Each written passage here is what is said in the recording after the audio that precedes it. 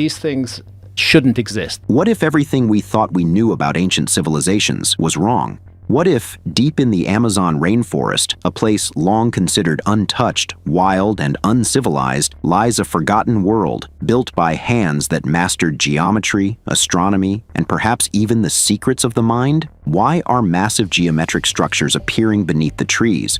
Who made them? And why does mainstream archaeology refuse to investigate them further? What I see in the Amazon is traces of a lost science, a scientific mindset. This isn't fantasy. This is the Amazon. And these are the questions Graham Hancock dares to ask. The Amazon basin stretches across 6.7 million square kilometers. It's one of the most biodiverse ecosystems on Earth. But beneath its dense canopy, recent discoveries are shaking the foundation of our historical understanding. In the state of Acre, southwestern Brazil, deforestation revealed something completely unexpected. Shapes, circles, squares, rectangles, and octagons etched into the earth, often spanning hundreds of meters. These aren't modern constructions. They are ancient, possibly thousands of years old. And they're not random. They're precise. The kind of precision you'd expect from engineers, not hunter-gatherers. These are known as geoglyphs, massive geometrical earthworks, but they're not isolated. Researchers have found over 450 of them in this region alone, and that's just what we've uncovered so far. Most of the Amazon remains unscanned, unexplored, and untouched. These things really, on the old view of the Amazon, shouldn't exist. They involve enormous expenditure of effort. Creating these earthworks is a huge job. How were these massive shapes created in such a challenging environment? Who coordinated the labor? Who designed the layout? Mainstream archaeology still clings to an outdated belief that the Amazon was too harsh for large civilizations, that it was only ever home to scattered, simple tribes. But what if that's completely wrong? I think the story's going to go back further and further into the past. Graham Hancock, author of Fingerprints of the Gods, believes we're looking at evidence of a lost civilization, a culture with a scientific mindset, an understanding of geometry, and a spiritual connection to nature. Take the site of Fazenda Sipo, for instance. An octagon with rounded corners, and near it a massive oval surrounding a square. This isn't accidental. This is intentional design, almost architectural in nature. Then there's Jako Sa, where a perfect square surrounds a circle, resembling the ancient concept of squaring the circle, a philosophical and mathematical pursuit seen in ancient Greece and even in the construction of sacred spaces in Egypt and India. But these shapes aren't just geometrical, they may be astronomical. Two of the largest sites, Fazenda Paraná and Severino Calazans, are aligned to true astronomical north, not magnetic north. That requires a deep understanding of the stars. The site at Severino Calazans, for example, has a footprint nearly identical to that of the Great Pyramid of Giza. Not in material, but in scale. I'm drawing attention here to Severino Calazans, this large square on the left there, which has coincidentally the same footprint as the Great Pyramid of Giza. It just shows you the size of that enormous earthwork. And like the pyramid, it may have served a purpose beyond the physical, perhaps spiritual, ceremonial, or cosmological. But if these aren't temples or homes, what were they?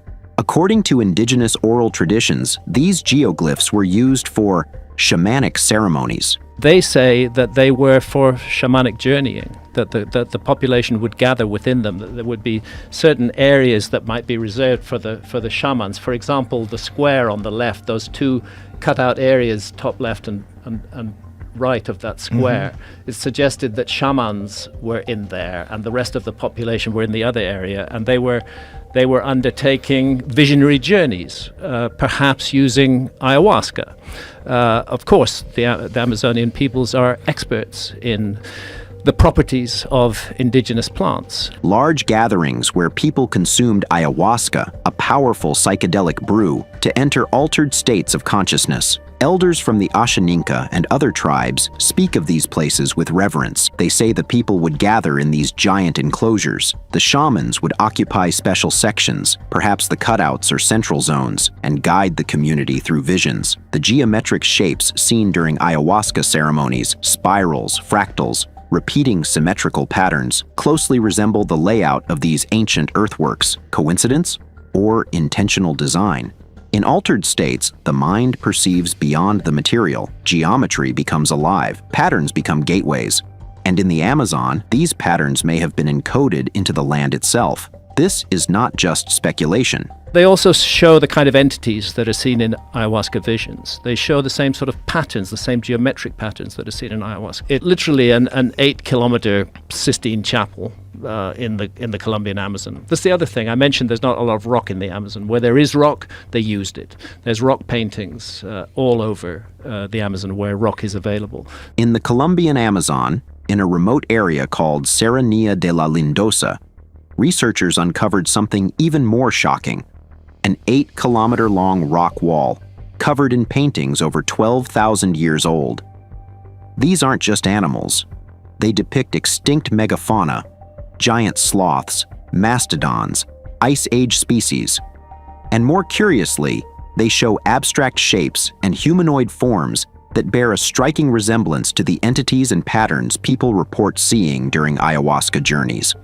Did ancient Amazonian peoples explore consciousness through plant medicine and document their experiences in both art and landscape?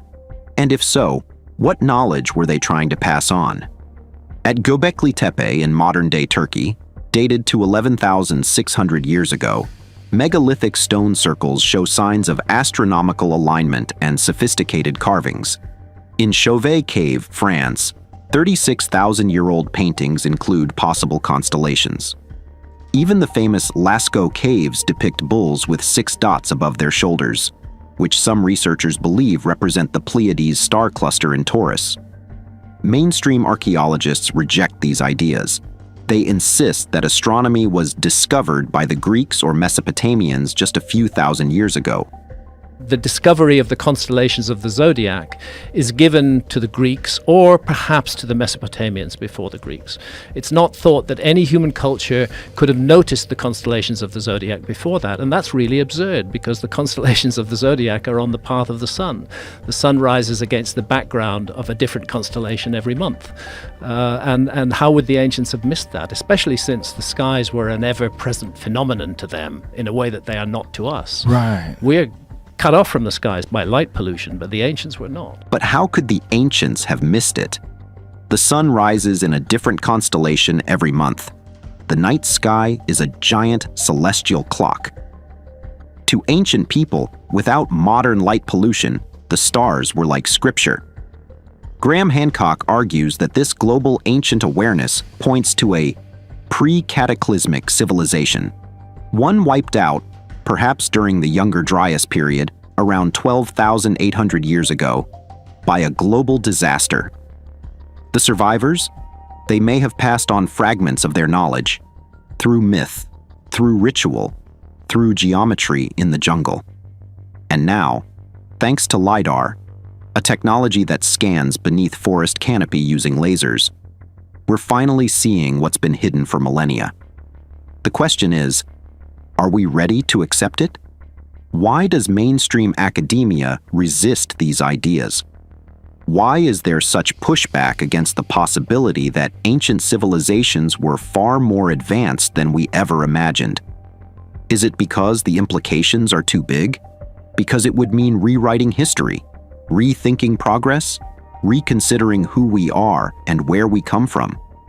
Perhaps the Amazon still holds the answers, but only if we're willing to look, only if we're willing to listen to the voices of those who came before, not with steel and concrete, but with spirit, vision, and sacred geometry carved into the living earth. What else lies beneath the green ocean of trees? What have we forgotten? And what are we finally beginning to remember?